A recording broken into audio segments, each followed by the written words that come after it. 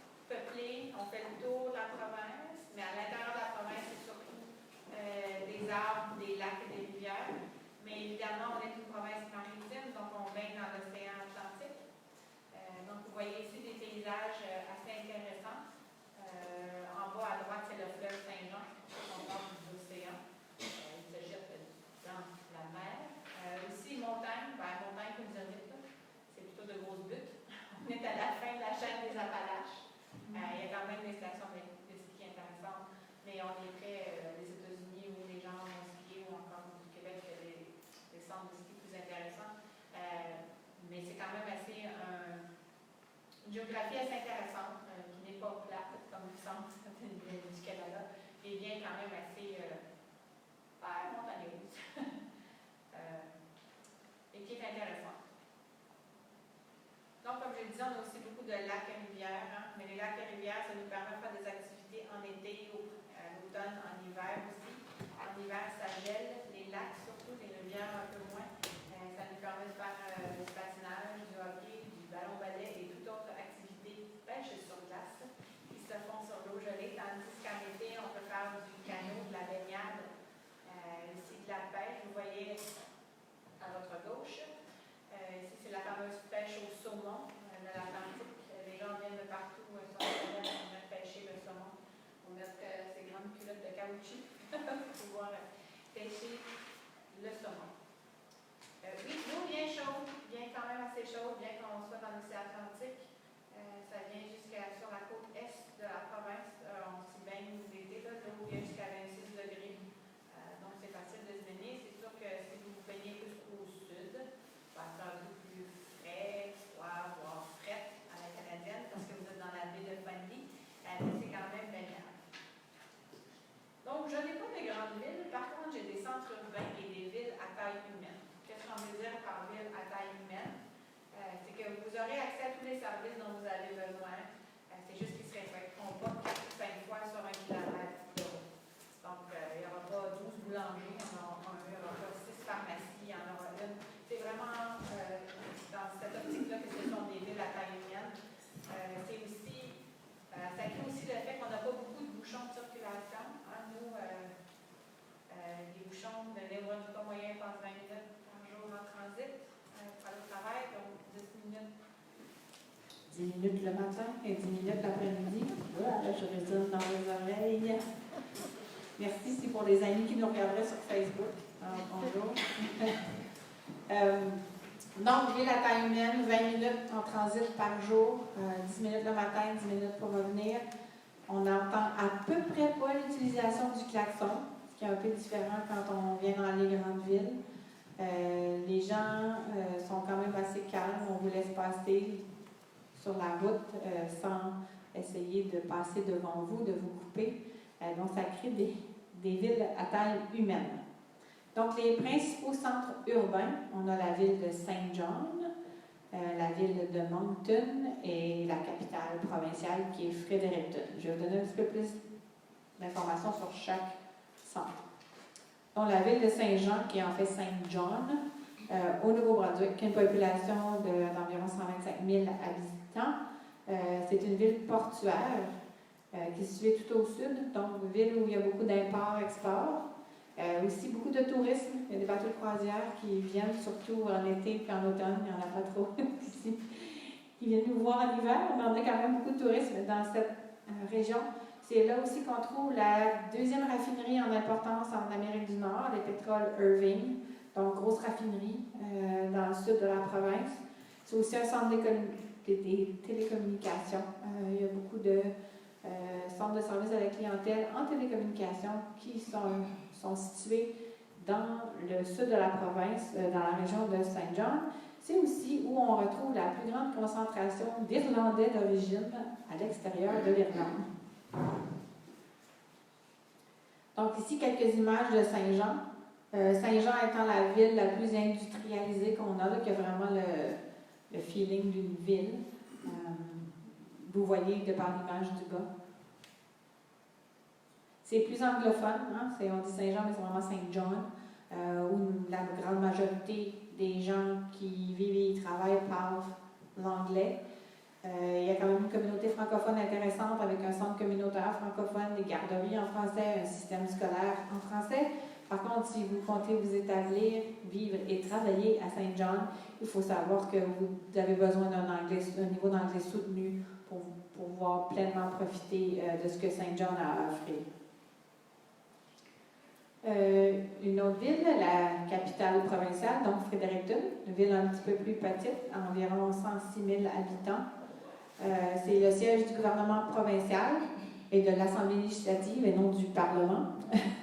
Donc, l'Assemblée législative, notre gouvernement provincial, siège à Fredericton.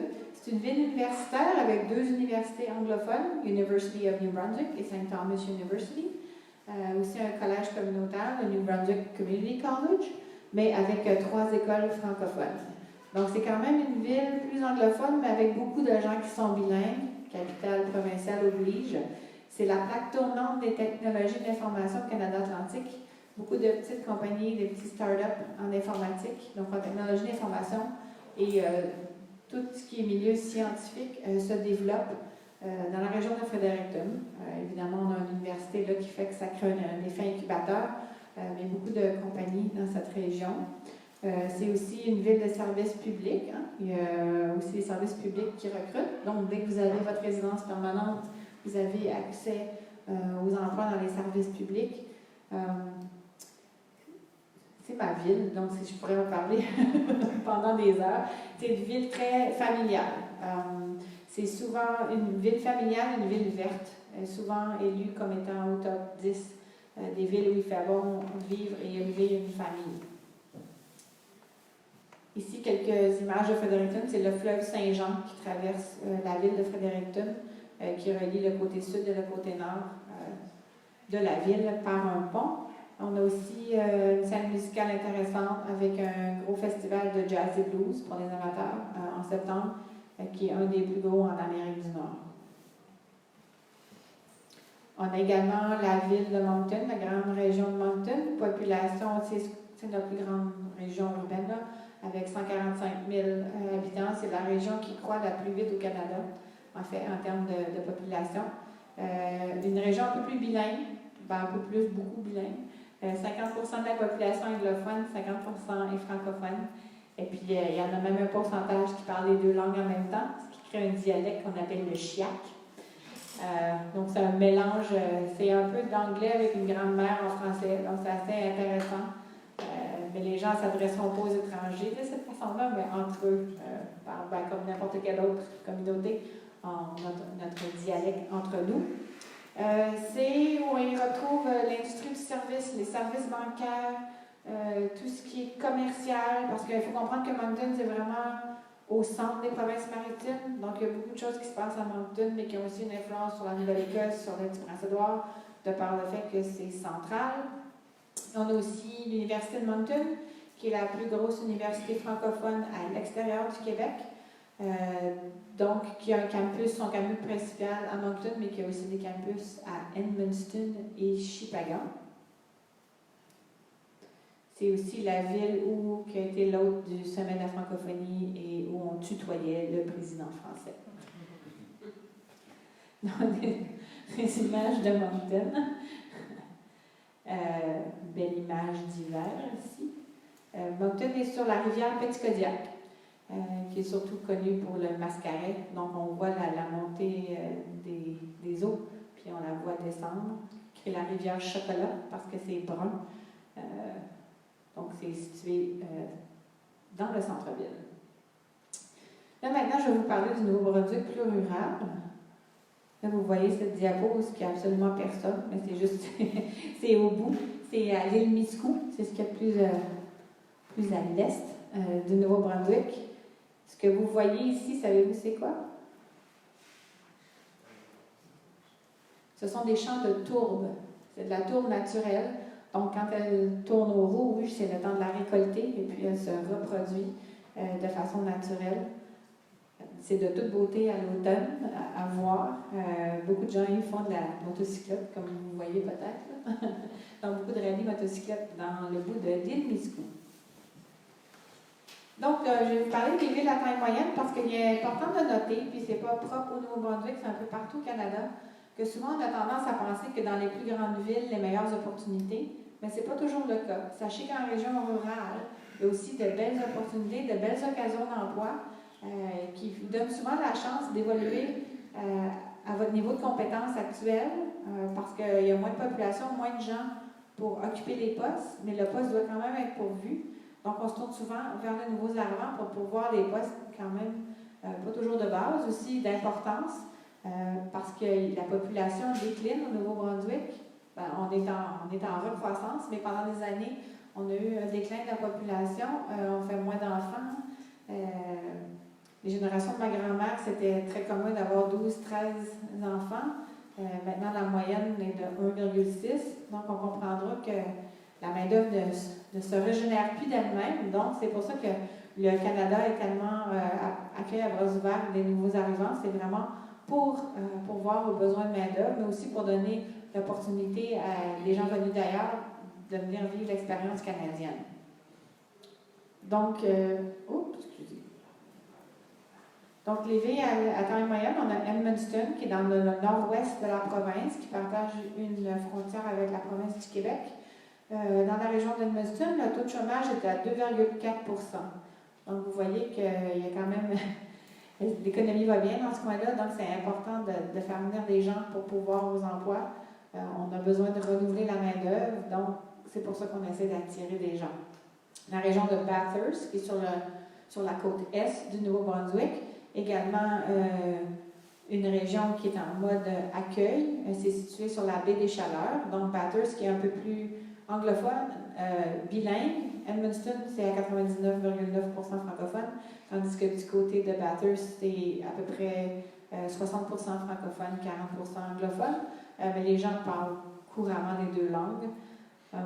Numéro 3, c'est Miramichi, qui est situé au centre de la province, une région qui a longtemps était à la dépendance de l'exploitation forestière, parce que c'est dans le milieu de la province. Donc maintenant, on a aussi l'industrie du service, l'industrie publique qui se trouve à Miramichi. Et puis en haut, numéro 4, c'est le saumon de Campbellton, qui est au nord de la province, qui sépare le Québec par un pont avec la Gaspésie. C'est une belle région où il y a également des opportunités d'emploi. Donc, de plus petites communautés encore, donc on parle d'environ 10 000 habitants. Shediac, qui est situé un petit peu au nord de Moncton, qui est quand même à 15 minutes de Moncton, donc c'est pas très loin. C'est le homard géant et ils sont très fiers de leur homard géant. C'est probablement l'attraction la plus photographiée de la province. Tout le monde s'arrête pour prendre une photo avec ce fameux homard. Sachez qu'il y en a du vrai aussi. Hein. On a du homard frais disponible pratiquement à l'année, à peu près 2 € le kilo. Donc les gens se gâtent quand c'est la saison du homard. On peut en manger le matin en omelette, le midi chez McDo, c'est pas une blague. Et le soir en pique-nique. Donc les fruits de mer, il y en a quand même, c'est un accès facile au Nouveau-Brunswick. St. Andrews, qui est une petite ville touristique située tout au sud de la province, c'est très beau. C'est une industrie principalement basée sur la pêche et l'exploitation des produits de la mer, mais aussi où on retrouve une vie culturelle. Il y a beaucoup d'artistes qui vivent dans la région de St. Andrews, donc c'est un autre mode de vie. Là, il y a Woodstock, et c'est pas Woodstock la musique, c'est Woodstock les patates. Je ne sais pas, quand je dis patates en Belgique, ils comprennent mieux qu'à certaines autres places, donc la pomme de terre. Connaissez-vous les produits McCain's, les produits congelés? La famille McCain est originaire de Woodstock et c'est là que la maison mère s'y trouve encore. Donc, on a beaucoup de terres agricoles, on fait beaucoup dans l'exploitation de la patate, mais aussi on a des fermes avec des animaux, l'industrie porcine, l'industrie du bœuf, aussi le mouton et la volaille, beaucoup de volailles, d'exploitation de la volaille dans le nord de la province. Et numéro 4, c'est Caraquet, qui est en fait le cœur de l'Acadie. C'est situé à l'est, ça baigne dans l'océan Atlantique. Et c'est aussi une place où il y a beaucoup d'artistes, plutôt francophones dans ce coin-là, avec beaucoup de pêcheurs, beaucoup d'auto-entrepreneurs, beaucoup de travailleurs autonomes dans cette région-là aussi. Caraquet est à côté de Shippagan, où il y a un campus de l'université, donc quand même des villes assez jeunes quand il y a des campus universitaires. Donc, qualité de vie, je sais qu'on vous vend beaucoup la qualité de vie au Canada, mais encore là, c'est propre à chacun. Si vous attendez à retrouver au Canada ce que vous avez ici, ben c'est pas le cas. Si vous venez au Canada, c'est parce que c'est différent. Est-ce que la qualité est meilleure? Ben, comme je dis, tout est relatif. Reste à vous. Qu'est-ce que vous cherchez? Qu'est-ce que vous voulez retrouver? Moi, je la trouve bonne, la qualité de vie, mais je n'ai jamais vécu ailleurs. Donc, c'est vraiment facile pour moi de dire, oh, qualité de vie. Mais en bout de ligne, c'est vraiment, ça reste propre à vos attentes. Puis, qu'est-ce que vous espérez? atteindre, quel but vous cherchez en venant au Canada, au Nouveau-Brunswick. Mais c'est là que vous allez voir est-ce que c'est vraiment une qualité de vie. On m'a dit tout à l'heure, juste le fait de pouvoir relaxer, déjà, ça augmente ma qualité de vie. De ne pas avoir à passer 1h30 par jour dans le transport, ça augmente ma qualité de vie. Donc, comme je dis, c'est vraiment, ça reste à vous, voir si c'est vraiment une qualité de vie qui est meilleure, la même, pire, mais tout dépend de l'expérience. Donc, comme on ne peut pas le dire assez souvent, les quarts de travail se terminent généralement à 17h. On commence quand même à 8h le matin. Les écoles terminent tôt au Canada, 15h30, 16h. Il y en a même qui finissent à 14h30. Donc, ce qui se passe, c'est que les enfants ont des activités parascolaires après à l'école. Mais parce qu'on travaille on termine le travail assez tôt, on est à la maison tôt, on dîne tôt au Canada, ce qui nous permet de faire des activités entre amis, entre familles, après le dit souper. Vous dites souper ou dîner en Belgique? Souper. Donc après le souper, ça nous donne la chance de faire des activités avec notre famille, nos amis, de faire les fameux cours de danse. Quelqu'un me demandait les cours de danse, donc faire les fameux cours de danse. C'est un mode de vie avantageux comparativement aux grandes villes. Moi, j'ai de la famille dans d'autres provinces où ils doivent se lever à 6 h du matin pour avoir des enfants à la garderie à 6h30 parce qu'ils commencent à travailler à 8 h. Ça aussi, c'est une réalité du Canada dans certaines grandes villes. Ça, c'est propre aux grandes villes. Peu importe où vous soyez au monde, les bouchons de circulation dans la grande ville, vous ne pouvez pas les éviter. Donc, si vous choisissez une plus petite communauté, c'est certain que vous allez passer plus de temps avec votre famille que dans votre voiture. Donc, oui, au Canada, on a 4 saisons. Mais c'est pas ça, en fait. L'idée, c'est de dire que nos 4 saisons, elles sont très distinctes. Au Canada, c'est là où on connaît les écarts de température les plus élevés. On peut avoir du moins 35 en hiver et du plus 35 en été. Pas dans le même mois de l'année, mais quand même, c'est juste pour vous dire que ça vous donne, nos saisons sont distinctes, ce qui vous donne la chance vraiment de profiter du plein air de différentes façons d'une saison à l'autre, mais de aussi profiter de ce que la nature amène avec des saisons qui sont distinctes, donc les fameuses feuilles rouges, les érables rouges au Canada, mais aussi la neige. Puis la neige, il fait froid, mais ça ne nous empêche pas de faire des activités à l'extérieur. Puisqu'on est sur le climat, vous voyez, il ne fait pas si froid que ça. La température moyenne en hiver, c'est moins 10. Puis moi, je vais vous dire que du moins 10 au Canada, c'est à peu près comme du plus 7, plus 8 à l'automne en Europe. C'est un froid qui n'est pas humide, c'est un froid sec. Les quelques journées où on a un front froid, qui fait moins 25, moins 30, le soleil brille. Et c'est un froid sec. Donc, on peut quand même passer du temps à l'extérieur sans être totalement gelé, là. Évidemment, on a un équipement en conséquence. On a des vêtements qui sont conçus pour le grand froid. Donc, on s'achète des vêtements en conséquence et on n'a pas trop froid. Et là, je vois que ça dit que la moyenne est de 25 degrés. En été, c'est plus chaud que ça dans les dernières années. Mais c'est assez fréquent quand on est dans les plus 35. Mais ça nous donne quand même des étés assez chauds et intéressants pour jouer à l'extérieur. Donc, coût de la vie abordable, on vous compare le prix des coûts des maisons. Ça, c'est une moyenne en 2017. Évidemment, le coût des maisons augmente à chaque année, mais pas de façon exponentielle. C'est important de remarquer que, bien que les maisons, quand vous faites un survol du Canada, vous allez voir souvent les salaires sont plus élevés dans l'Ouest canadien. Les salaires sont plus élevés, mais le coût de la vie est plus élevé aussi. Donc, si vous regardez dans l'Est, les salaires semblent toujours un peu plus bas. Par contre, le coût de la vie est beaucoup plus abordable. Donc, il faut vraiment faire la part des choses. Si c'est le gros salaire qui vous intéresse, cherchez le gros salaire. Si c'est l'équilibre entre le salaire et l'accès à la propriété, regardez ça aussi. Donc, ça, c'est juste une petite vignette. Encore le coût des maisons, je ne suis pas certaine pourquoi on a 2 diapos, mais bon. Couverture santé, on se fait souvent poser la question.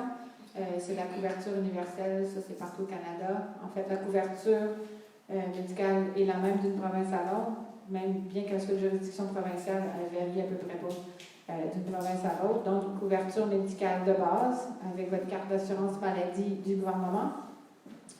Tout ce qui est frais de santé tertiaire, donc oculiste, dentiste, c'est payant, mais souvent vous avez une complémentaire avec votre mutuelle, avec votre employeur qui paye une partie des frais et vous payez une autre partie. Donc, l'éducation, la formation, comme j'ai mentionné tout à l'heure, il y a 2 systèmes scolaires, un anglophone, un francophone, et ça de la maternelle au doctorat. L'éducation est gratuite de la maternelle à la 12e année. Après ça, c'est payant. Coûtant pour vous, payant pour moi, je ne sais pas trop. Vous devez payer pour envoyer vos enfants à l'école, au même titre que moi qui ai un enfant à l'université. C'est gratuit jusqu'à 12 ans. Après ça, vous payez en fonction des études que vous suivez. Au Nouveau-Brunswick, au niveau des études postsecondaires, on a des universités, mais on a aussi des collèges communautaires. Les collèges communautaires, ce sont des formations plus courtes et plus axées, plus techniques, qui mènent dans 95% du temps à l'emploi directement relié au champ d'études. C'est aussi moins dispendieux pour le collège communautaire, mais ça offre une autre possibilité que l'université. Donc, les professions prioritaires ici, ce sont les grandes professions. Vous voyez, ça touche à peu près à tout. Ça ne veut pas dire que si votre profession n'est pas identifiée, qu'elle n'est pas en demande. Donc, c'est important de vraiment aller voir sur notre site de l'emploi, qui est l'emploi-md.ca, voir si votre secteur est en demande.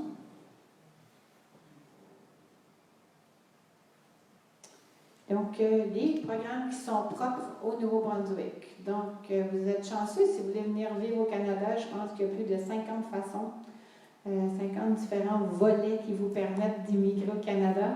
Donc, c'est important de cibler a priori la province de destination pour voir quel programme, quel volet d'immigration correspond le mieux à vos profils. Évidemment, ce n'est pas seulement propre à la province du Nouveau-Brunswick. Comme je dis, il y a plus de 50 façons à travers le Canada d'immigrer.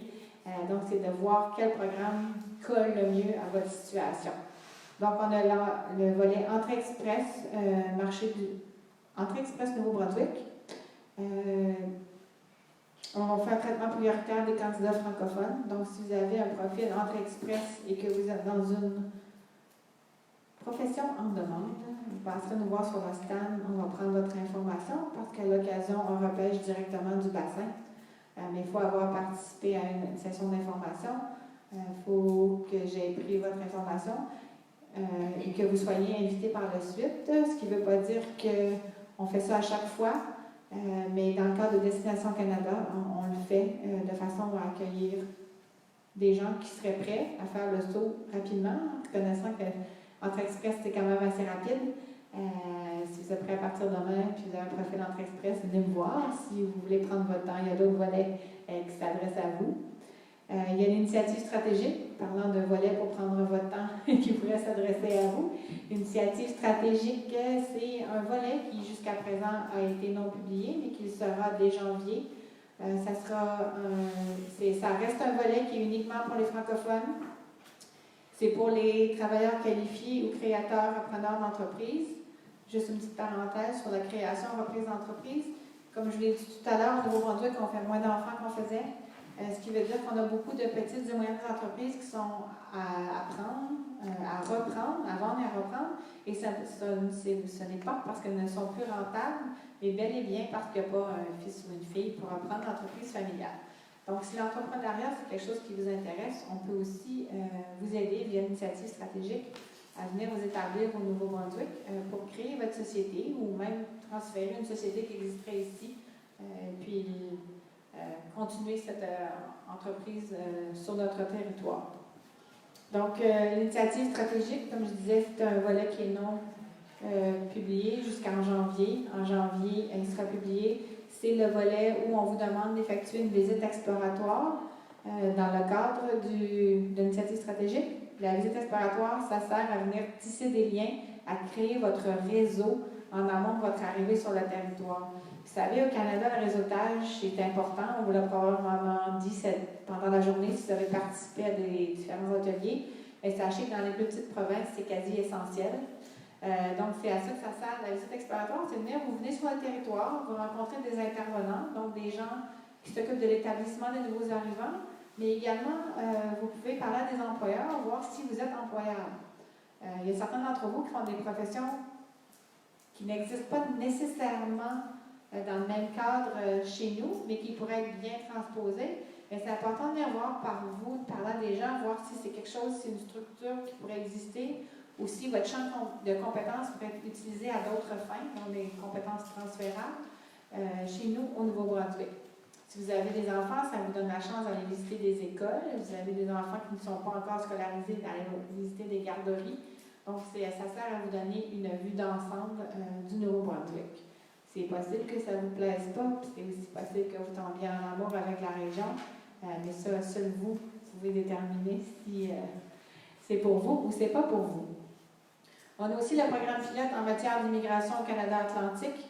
Ce volet, c'est pour les employeurs qui sont désignés. Ce n'est pas vous qui demandez à être servi par ce volet, c'est vraiment l'employeur, quand il vous fait une offre d'emploi, qui choisit le volet du programme pilote en matière d'immigration au Canada Atlantique. On a aussi le travailleur qualifié avec soutien de l'employeur. Ce volet-là est surtout utilisé par des gens qui sont déjà sur le territoire néo-brunswickois travailler de façon temporaire, donc soit qui sont vus via le permis mobilité francophone, c'est possible que ce soit aussi des PVTistes, des gens qui sont en stage, ou encore des étudiants internationaux qui ont fini leurs études et qui ont accès à un permis de travail à la fin de leurs études et qui désirent rester demeurer de façon permanente au Nouveau-Brunswick. On a aussi le volet entrepreneurial dont on ne parlera pas ici aujourd'hui parce qu'il est en plein changement. Donc, on a des services aux nouveaux arrivants. Au Nouveau-Brunswick, on a 16 points de service à travers la province. Donc, peu importe où vous vous établissez, vous avez accès à des services pas très loin. Ces services sont là, c'est offert gratuitement pour les nouveaux arrivants, donc c'est important de les utiliser. C'est des cours, vous pouvez suivre des cours de langue, donc si vous parlez français, vous pouvez avoir des cours d'anglais, si vous parlez anglais, vous pouvez avoir des cours de français. C'est l'aide à la recherche d'emploi. Disons qu'un conjoint a un emploi et l'autre personne n'a pas d'emploi, ben, on peut l'aider à se trouver un emploi. Il y a aussi des activités sociales et d'intégration, donc pour inviter la communauté à venir vous rencontrer. Il y a aussi de l'information sur la vie canadienne. Donc, en janvier, on vous fait un bel atelier sur comment payer vos impôts au Canada. Vous n'y échapperez pas. Donc, mais de façon à ce que vous le fassiez de la bonne façon, vous avez accès à de la formation gratuitement. D'autres services aux nouveaux arrivants, il y a les ruches. Il y en a d'entre vous qui sont passés sur notre stand, qui ont parlé à Kim de la ruche à Bathurst. Donc, la ruche, c'est des incubateurs d'entrepreneurs immigrants. Donc, pour ceux qui voudraient créer ou reprendre une entreprise, on ne vous laisse pas vous seul en train de découvrir comment on fait les affaires au Nouveau-Brunswick. Il y a une structure qui est là en place pour vous aider à cheminer, à bien comprendre la réalité des affaires au Nouveau-Brunswick. Il y a aussi le réseau de développement économique et d'employabilité du Nouveau-Brunswick qui offre des services. Si vous avez été retenu par un de leurs employeurs, ils peuvent vous aider avant votre arrivée, puis aide aussi à la recherche de l'emploi. La belle photo, hein, Canada oblige. Mais en fait, c'est pas pour ça que j'ai mis la photo là, c'est pour vous montrer la souffleuse à neige. Le Nouveau-Brunswick est le fier inventeur de la souffleuse à neige. Et de toute façon, c'est hyper pratique. En été, on a une tondeuse, l'hiver, on a une souffleuse. Mais au Nouveau-Brunswick, on construit en largeur et non en hauteur, et vous aurez votre garage dans lequel vous pourrez mettre votre tondeuse et votre souffleuse. Et aussi vos pneus d'hiver et vos pneus de saison quand vous changez les pneus dans la saison. Donc, ceci conclut ma présentation. Deux sites web importants, notre site d'emploi public, mais également notre adresse mail immigration@gnb.ca.